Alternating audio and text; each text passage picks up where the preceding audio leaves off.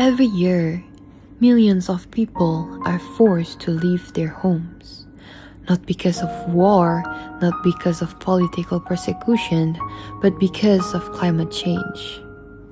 Rising sea levels, devastating floods, prolonged droughts, and extreme weather events are making entire communities uninhabitable. So, is climate-induced migration becoming the greatest migration challenge of the 21st century?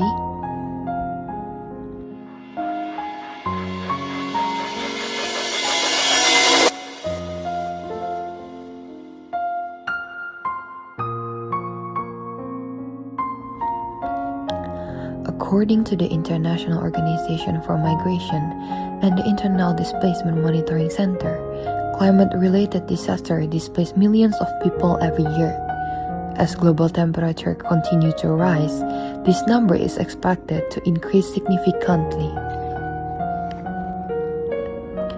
Unlike people fleeing armed conflict or persecution, however, climate migrants are not legally recognized as refugees under the 1951 Refugee Convention. This means that many people forced to leave their homes because of environmental disaster receive little or no international legal protection. As a result, climate-induced migration has become one of the most urgent gaps in global migration governance. To better understand this issue, we can look at it through the Human Security Framework introduced by the United Nations Development Program in 1994. Human security shifts the focus away from protecting borders and instead emphasizes protecting people. It argues that every individual should have the freedom to live safely with access to food, healthcare, employment, and dignity.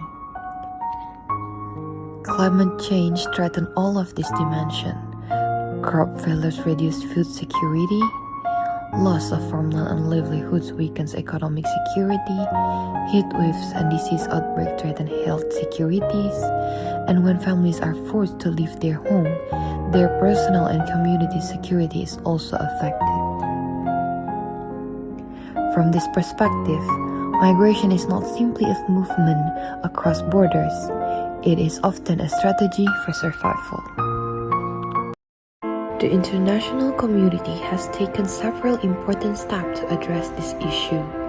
Organizations such as United Nations High Commissioner for Refugees or UNHCR and the International Organization for Migration provide humanitarian assistance and support for displaced populations. In addition, the Global Compact for Safe, Orderly and Regular Migration encourages countries to strengthen international cooperation and improve migration governance. Many governments have also introduced climate adaptation strategies to reduce future displacement. Despite these efforts, significant challenges remain. Climate migrants still lack formal legal protection under international refugee law. Countries often disagree on responsibility sharing, making international cooperation difficult. And many developing countries also face limited financial resources to invest in disaster risk, resilience, and climate adaptations. Finally, migration is still frequently viewed as a national security issue rather than a human security concern.